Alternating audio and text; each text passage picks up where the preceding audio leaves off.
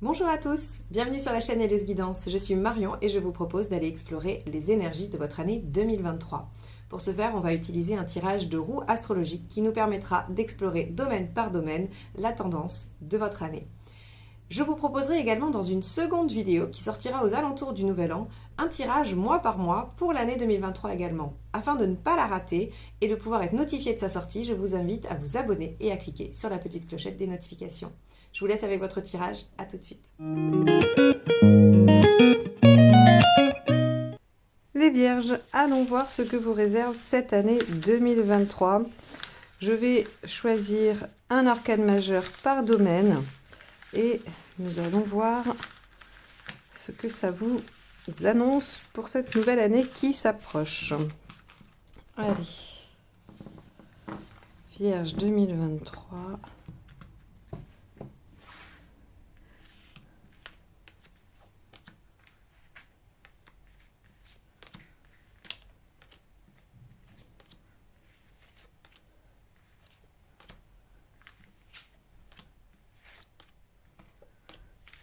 Ok. Hop là. Alors, maison 1, tempérance. Maison 2, le pendu inversé. Maison 3, la force inversée. 4, la justice. 5, l'ermite inversé. 6, l'arcane 13. 7, le battleur. 8, la roue inversée. 9, la maison Dieu inversée. 10, le jugement. Maison 11, la lune inversée. Et maison 12, l'étoile inversée. Bon, c'est une roue astrologique assez prometteuse parce qu'on a aux endroits clés des choses assez intéressantes. On a des changements dans le quotidien, on a de la nouveauté sur le plan du partenaire ou de l'associé. On a aussi une très belle carte sur la carrière. Et votre maison 1 est aussi très bonne. Et sur la maison 2, on a du déblocage et des choses qui devraient se solutionner si vous aviez des problèmes dans ce domaine. Donc on a une roue astrologique très prometteuse. On va l'aborder point par point ensemble. Donc on va commencer par la maison 1. La maison 1, c'est votre état d'esprit, votre façon d'être pour cette année 2023. Et ça va être aussi la meilleure façon de vous positionner. C'est aussi une forme de conseil. Donc avec tempérance, on nous dit que vous allez vouloir communiquer, que vous allez vouloir trouver l'équilibre, que vous serez prêt à faire des compromis pour faire probablement coexister des aspects de votre vie différents. Ça peut vouloir trouver l'équilibre entre travail et vie de famille, entre amis et conjoints, enfin tous les aspects qui peuvent être harmonisés. Donc on a ici un très bel état d'esprit, très doux. Vous pourrez aussi avoir envie, si l'année 2022 a été difficile, de guérir, de vous apaiser, de penser vos blessures, puisque tempérance, c'est quand même la carte de la guérison également. On a aussi avec tempérance les bons moments, les doux moments. Donc vous pourrez avoir envie également de passer de bons moments. Quoi qu'il en soit, on vous dit que la meilleure façon d'aborder cette année, c'est tout en rondeur, tout en équilibre, tout en compromis et tout en communication. Donc ça va être vraiment vos atouts majeurs pour 2023. La maison 2, qui elle va représenter d'un côté toute votre vie matérielle, vos ressources, vos projets financiers si vous en avez, tout ce qui est concret dans votre vie, et d'un autre côté vos talents à développer. Alors avec le pendu inversé, on vous dit que les choses vont se débloquer. Moi j'aime beaucoup cette carte parce que c'est un petit peu comme si on coupait les liens qui vous entravaient, qui vous bloquaient, et d'un seul coup vous vous trouvez libéré, les problèmes sont solutionnés et les choses peuvent reprendre leur cours. Donc si vous avez des affaires financières ou matérielles qui sont à l'arrêt en 2022, ça devrait trouver une solution et reprendre, on va dire, sa course en 2023. Donc ça, c'est quand même un très bel aspect, très positif pour vous les Vierges. Par rapport à vos talents, le pendu inversé, ce qu'il nous dit, c'est que vous êtes capable de trouver des solutions, vous êtes astucieux. Vous allez pouvoir vous dépatouiller d'à peu près tout et n'importe quoi. Et donc, surtout cette année, ne perdez pas confiance en vous, ne vous dites pas je ne vais pas y arriver, je ne vais pas savoir faire, ou là là il y a un problème, qu'est-ce qu'il faut faire? Le pendu inversé vous confère le talent de toujours trouver une issue, une solution. Alors bien sûr, à l'aide de votre mental très performant, les Vierges, vous avez une bonne capacité d'analyse, vous ne rechignez pas devant le fait d'apprendre des choses pour progresser, pour avancer. Donc tout ça, ça vous aide à améliorer votre sens pratique également. Alors, on a la maison 3 ici avec la force inversée. La maison 3 va nous parler de l'état de votre intellect, justement, ce que je viens de dire, votre communication et aussi votre rapport avec vos pairs. Alors, c'est vos frères et sœurs, vos cousins, cousines, ça va être aussi vos voisins, vos clients, vos collègues. Il n'y a pas de notion de hiérarchie dans la maison 3, c'est les gens qui sont à peu près à votre niveau, que ce soit générationnel ou social. Alors avec la force inversée, comme vous êtes en tempérance, c'est assez logique, comme vous êtes prêt à faire des compromis, vous allez vous soumettre à des contraintes ou à des choses comme ça par rapport aux autres. Si par exemple vous avez une clientèle et que cette clientèle, je ne sais pas, elle manifeste une envie de quelque chose, que vous proposiez quelque chose, vous allez vous y soumettre. Vous êtes plutôt dans un état d'esprit de dire ok, je vais faire en sorte que tout se passe bien avec les autres, j'ai pas vraiment envie de maîtriser, de dominer ou de m'imposer, je suis capable de faire des concessions. La force inversée, c'est je n'impose pas ma maîtrise, je ne suis pas en position haute. Donc, on peut imaginer que dans vos rapports aux autres, vous soyez plutôt dans le compromis et dans le fait de trouver une solution plutôt que l'affrontement. En revanche, par rapport à votre intellect, avec la force inversée, il y a un peu de fatigue. Donc, peut-être que vous allez être très sollicité, et effectivement, vous allez l'être. Donc, ménagez-vous. Si vous démarrez une formation, essayez de vous faire un planning, essayez de ne pas trop forcer. Ça ne sert à rien de vous dire, par exemple, je vais bosser pendant 8 heures d'affilée sans pause. Vous n'y arriverez pas, alors que normalement, ça fait partie de vos compétences. Mais là, cette année, il y a tellement de choses pour lesquelles vous allez être sur le pont que peut-être que si y a vraiment trop de sollicitations du côté de l'apprentissage ou de l'intellect, ça va un petit peu bloquer, vous allez vous sentir moins performant que d'habitude. Encore une fois, rien de grave, c'est juste pour vous prévenir que il ne faudra pas vous sentir mal ou vous culpabiliser si vous vous trouvez juste un peu moins performant que d'habitude. Et j'ai bien dit juste un peu moins, ça ne veut pas dire que vous n'êtes pas performant. La maison 4 avec la justice. Alors la maison 4, elle va nous parler de votre fort intérieur, de votre vie intime à vous, ou de ce qui se passe dans votre foyer. Mais foyer, c'est vraiment les gens avec qui vous habitez, avec qui vous vivez. Et il y a aussi une notion d'introspection. Alors avec la justice, on met de l'ordre. Avec la justice, on va organiser. Donc il se peut que vous ayez envie de faire du tri. Alors quand je dis faire du tri, c'est pas dans votre garage, bien que ça puisse être le cas, mais peut-être qu'en vous-même aussi vous aurez envie de faire le tri. C'est peut-être que Tempérance permet, ou c'est peut-être ce tri qui permet à Tempérance d'être là et de dire bon allez ok, il y a des choses pour lesquelles je peux passer, d'autres pas, il y a des choses que je vais garder, d'autres dont je vais me débarrasser. Il y a une espèce de tri intérieur, ça peut être sur des comportements, ça peut être sur des croyances, sur des façons de penser, voilà, ça peut être à l'intérieur même des relations avec soit votre conjoint ou vos enfants si vous vivez avec quelqu'un. On a en tout cas avec la justice le fait de s'organiser mieux. On peut aussi être récompensé pour ses efforts avec la justice. Donc par exemple, moi ce que je vois, c'est que dans une introspection, dans une recherche personnelle, vous serez récompensé des efforts que vous avez faits sur cet espace-là. Ça veut dire que vous verrez les progrès par rapport au thème que vous avez traité pour vous-même. Donc c'est une carte assez bien. On peut aussi imaginer, par exemple, avec un pendu inversé et une justice en maison 4 ici, que pour certains, il y aura une maison ou un appartement, ou en tout cas un achat ou une contractualisation avec le lieu de vie. Donc vous pouvez signer quelque chose par rapport à votre lieu d'habitation. Donc ça, c'est plutôt bien aussi.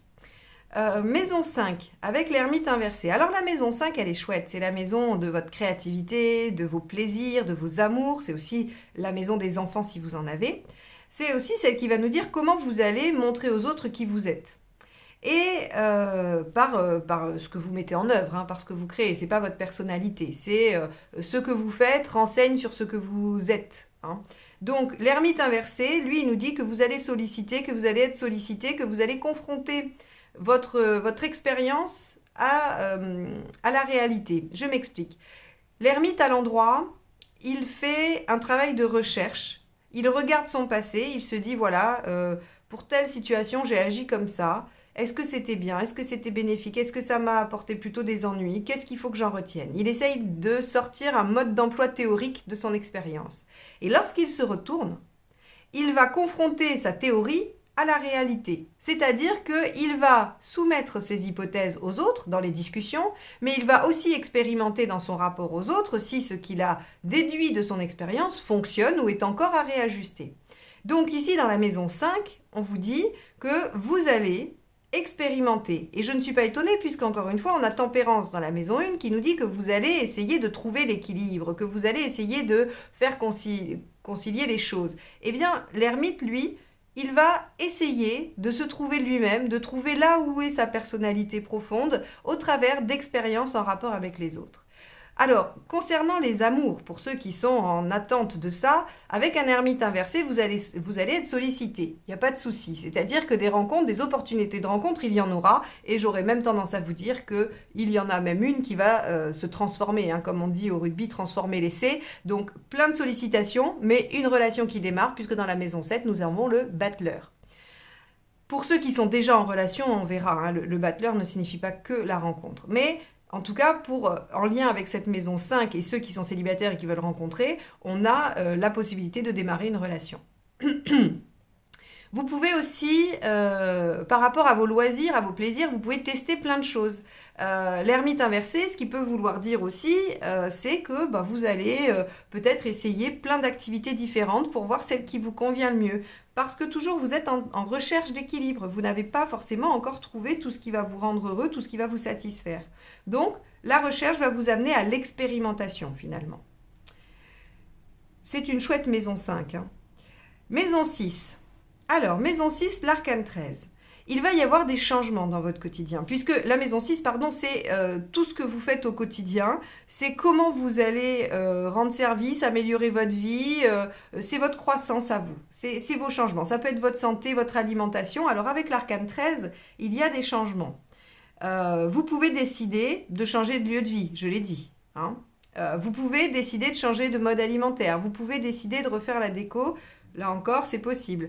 Vous pouvez aussi décider de faire des choses différemment et vous pouvez aussi décider de changer de travail puisque le travail au quotidien vient aussi dans la maison 6. L'arcane 13 ici ne vient pas forcément vous dire qu'il y a des situations difficiles, catastrophiques. L'arcane 13 signifie la transformation, le changement profond. Donc, on peut imaginer, par exemple, que si vous changez de lieu de vie, ou que vous changez, si par exemple vous devenez propriétaire, forcément ça va changer des choses dans votre quotidien. On peut imaginer que si vous rencontrez quelqu'un et que vous démarrez une histoire, ça va changer des choses dans votre quotidien.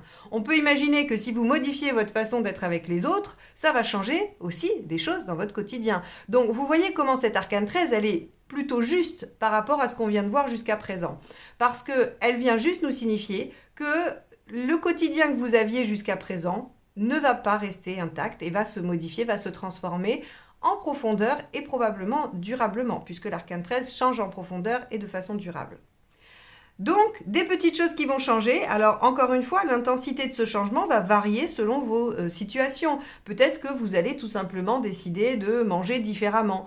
Pour d'autres, peut-être que vous allez tout modifier dans votre façon de vous organiser au quotidien, parce que vous allez vivre avec quelqu'un et que ça va venir modifier radicalement tout ce que vous faisiez jusqu'à présent. Donc voilà, l'intensité de l'arcane 13 va être variable par rapport à ce que vous vivez et à ce que vous allez mettre en œuvre. On en vient à cette maison 7, cette fameuse maison 7 qui est très bien aspectée avec un battleur qui nous dit qu'il y a donc pour ceux qui étaient célibataires une possibilité de démarrage d'histoire, ou vous pouvez aussi, pour ceux qui sont sur un aspect professionnel, vous pouvez vous associer, on peut démarrer un partenariat. La maison 7, c'est vous et les autres. C'est aussi votre façon d'être en relation avec les autres. Avec le battleur, et je le mets en lien avec cet ermite inversé, vous allez être à l'initiative aussi des relations ou des rencontres. C'est-à-dire que vous êtes enthousiaste, dynamique et vous prenez des initiatives. Le battleur, c'est ça. Hein. Donc, dans votre façon d'être, vous êtes plutôt proactif et c'est plutôt bien parce que de toute façon, vous avez à cœur d'expérimenter et de tester ce que vous avez appris jusqu'à présent.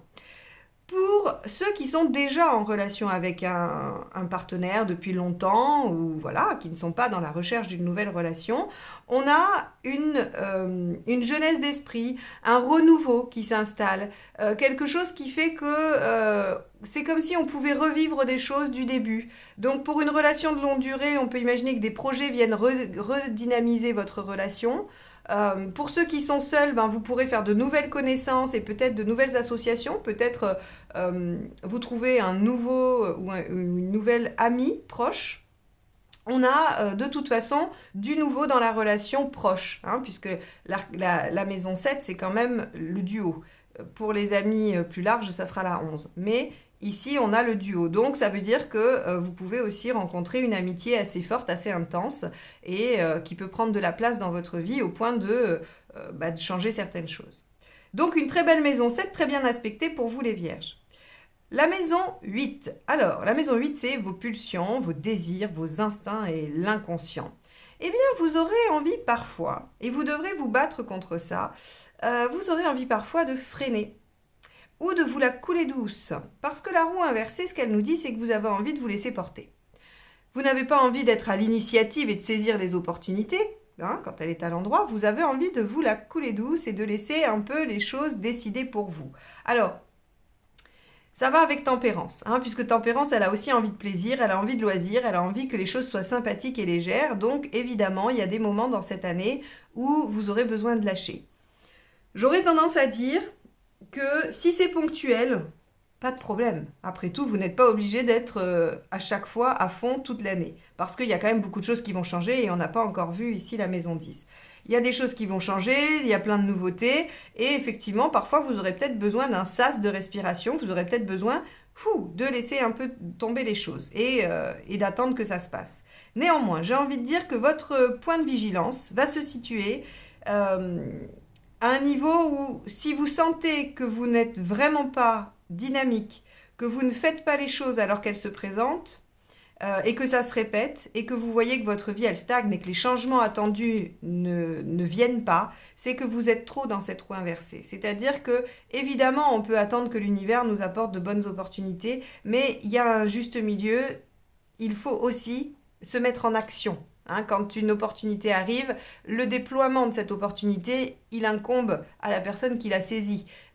L'univers ne peut pas tout déployer pour vous. Donc, ici, juste un point de vigilance, comme je dis toujours, ceux qui me connaissent, post-it sur le frigo.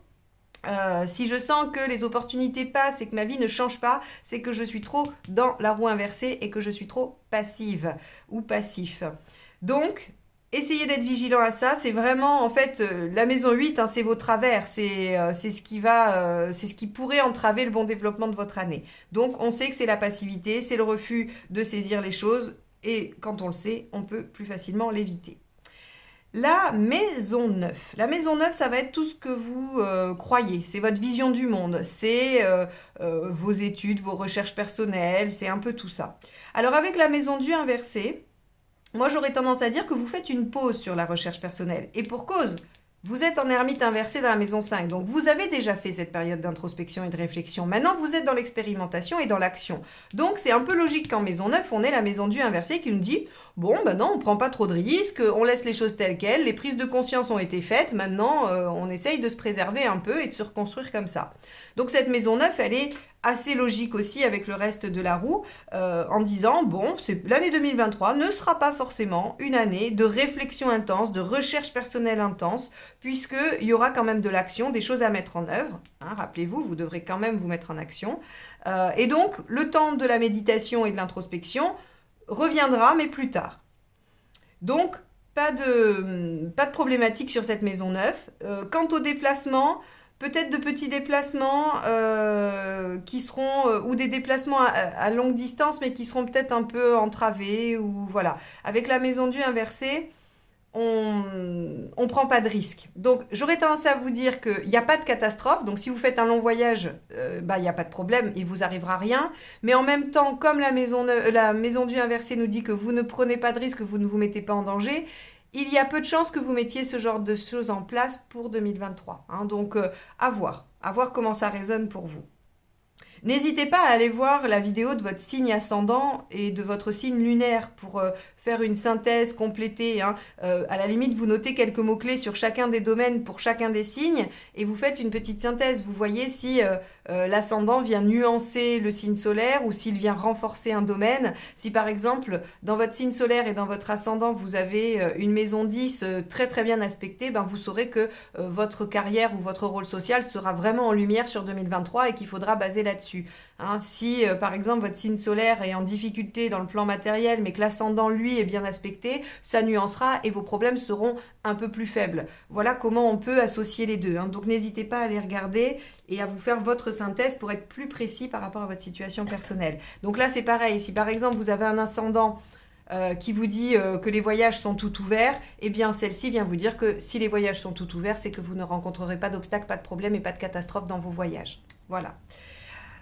Parenthèse fermée, on reprend sur la maison 10. Donc la maison 10, je l'ai dit, c'est votre identité sociale. C'est le rôle social que vous avez. Alors si vous travaillez encore, c'est votre carrière. Si vous êtes à la retraite, c'est vos activités. Et c'est ce que comment vous vous présentez au reste de la société. Alors avec le jugement, on a quand même une renaissance. C'est-à-dire qu'il se peut que quelque chose que vous ayez eu envie de faire depuis longtemps, se représente et que vous y alliez cette fois, hein, que vous le développiez. Avec le jugement, on a aussi de toute façon l'envie de renaître à soi par rapport à sa carrière. Moi, j'aurais envie de dire qu'il se peut que vous trouviez un second souffle par rapport à vos activités. Est-ce que c'était un peu difficile en 2022, que vous avez pensé à changer, pensé à faire une reconversion ? Bah finalement, si c'est le cas, en 2023, vous retrouverez ce nouveau souffle dans votre activité sans en changer. Vous resterez là où vous êtes et vous ressusciterez en fait votre activité. Donc, on a deux aspects, hein, à vous de voir comment ça résonne. Soit vous allez rechercher une vieille envie, un vieux rêve d'activité ou de métier et vous le remettez au goût du jour, vous le développez. Soit il y a un regain, une renaissance à l'intérieur même de votre activité. Donc, cette maison-là, elle est très bien aspectée aussi. C'est très bien d'avoir le jugement en maison 10, hein, parce que ça vous augure quand même un métier ou des activités positives qui vous plaisent et qui vous permettent de vous réinventer. Donc, c'est quand même pas mal aussi. La maison 11. La maison 11, c'est vos grands espoirs, c'est vos projets à long terme et c'est les stratégies pour y arriver. Alors, avec la lune inversée dans la maison 11, j'aurais tendance à vous dire qu'il y a encore des choses qui vous entravent dans votre grande réalisation personnelle. Il y a encore des choses inconscientes à aller sortir. Alors, ça peut être des croyances limitantes. On a pu vous dire, jeune, oui, mais toi, de toute façon, tu ne sais pas, ou tu n'as jamais su, ou tu ne feras pas. Vous savez, ce genre de phrase que certains adultes assènent aux enfants et qui restent gravées et qui entravent des réussites, parfois, voilà, sur toute une vie. Eh bien, avec la lune inversée, on vous dit, il va falloir aller débusquer tout ça, il va falloir aller transformer tout ça. Alors, on a vu que ce n'était pas une année d'introspection et de recherche personnelle. Pour moi, ça peut se faire au travers de l'expérience. C'est-à-dire que si vous mettez en œuvre certaines choses, que vous pouvez constater que ça fonctionne, ça viendra probablement contrer votre légende personnelle. Ça viendra aussi probablement vous démontrer que vous êtes capable, que vous pouvez, que les ressources, vous les avez en vous et qu'il faut juste arriver à les extraire et à les décoincer du déni ou de la mésestime. Donc, une maison 11 qui vous prévient, qui vous dit, voilà, si vous voulez réaliser vos grands rêves, vos grands espoirs, il y a encore des verrous à faire sauter par rapport à ce que vous croyez de vous-même et à la façon dont vous vous limitez. La maison 12. Alors, la maison 12, c'est ce qu'on doit abandonner. C'est ce qu'il faut faire pour qu'on puisse se réaliser pleinement. Alors, je l'aime bien parce qu'elle nous donne un peu le mode d'emploi de la réalisation. Et on voit qu'elle est tout à fait en lien avec la maison 8, vos pulsions, et ce qui peut vous entraver, puisque l'étoile inversée nous dit que vous avez peut-être tendance à ne pas croire que les choses peuvent arriver, que les choses peuvent finalement... Vous avez tendance à croire que tout n'est pas possible. Alors bien sûr que tout n'est pas possible. Si votre objectif de l'année, c'est d'aller marcher sur la Lune, il y a effectivement peu de chances que vous arriviez. Néanmoins, si vos souhaits, si vos désirs de réalisation, ils sont en accord profond avec votre mission de vie, s'ils sont en accord profond avec vos valeurs, il n'y a aucune raison que ça ne marche pas. Et ici, on vous dit, il va falloir abandonner votre scepticisme par rapport à l'univers. Je ne dis pas que vous n'êtes pas du tout, que vous n'avez pas du tout foi, mais est-ce que par exemple, des fois, vous faites une demande à l'univers, vous faites, vous essayez la loi de l'attraction, et au fond de vous, il y a une petite voix qui dit non mais de toute façon, ça marchera pas pour moi, ou ça marche pas. Je le fais, mais ça marche pas. Est-ce que pendant 5 minutes, vous êtes vraiment très concentré, vous y croyez beaucoup, et puis que juste après, vous vous dites non mais de toute façon, c'est pas possible que ça fonctionne parce que j'en ai trop demandé. Ça, c'est l'étoile inversée. C'est-à-dire qu'on est dépourvu de foi. Et encore une fois, je ne dis pas que votre spiritualité, elle est vide. C'est juste que le doute est trop présent encore. Donc, ici, on vous dit, ben, vous auriez tendance à vous décourager et à vous laisser porter parce que vous ne croyez pas que l'univers peut vous apporter ce dont vous avez besoin. Or, cette année, en 2023, étant donné que vous allez avoir quand même des récompenses dans le foyer, des sollicitations relationnelles, des changements dans votre quotidien et dans votre métier, ainsi que dans votre façon de vivre matériellement, il y a quand même beaucoup de choses qui vont venir par synchronicité, par hasard, comme disent certains, et vous allez être bien obligé de lâcher ça en vous disant « moi j'ai pas de bonne étoile, moi j'ai pas d'ange au-dessus de moi ». Si vous écoutez ça en tout début d'année 2023 ou même en fin d'année 2022, vous allez vous dire non mais de toute façon ça marche pas pour moi. Les guides ou l'univers ne m'aident pas, je dois tout faire toute seule ou tout seul, je dois faire plein d'efforts tout le temps. Eh bien non, cette année, vos efforts sont récompensés dans votre fort intérieur et donc ça va rayonner dans toute votre vie. Vous voyez, hein, cette carte-là, c'est la base de la roue, c'est le fond du ciel en astrologie, c'est quand même le socle de tout ce qui se passe. Et là, avec la justice, vous êtes reconnu, entendu, récompensé et les choses sont justes pour vous. Donc, une très belle année 2023 qui vous attend, avec des changements, certes, mais des changements positifs, dynamiques et qui vous amènent un peu plus vers votre idéal, mais cet idéal, pour vraiment le débloquer, il va falloir que vous enleviez des couches d'inconscient et de mésestime, je pense. Voilà. Bon, et ben écoutez les vierges, je vais vous souhaiter une belle année 2023, profitez-en, n'oubliez pas le post-it, si vous sentez que vous vous laissez trop glisser, c'est pas bon, il doit y avoir des changements dans votre vie, donc réagissez si jamais vous sentez que vous êtes dans cette roue inversée, c'est un peu votre seul obstacle, donc c'est pas mal.